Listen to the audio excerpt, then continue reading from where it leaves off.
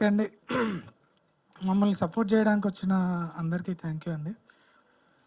ముందుగా నాకు ఈ ఈ బయోపిక్ ఎడిట్ చేయడానికి కారణం నాగార్జున వల్ల పరిచయం అండి, director. Thank you Nagarjuna.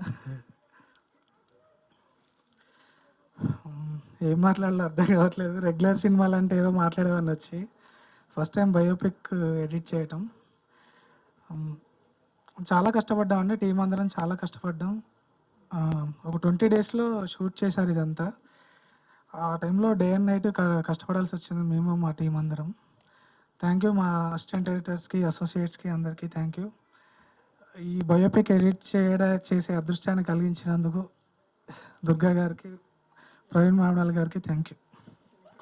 Thank you Vishwanath గారు. మీరు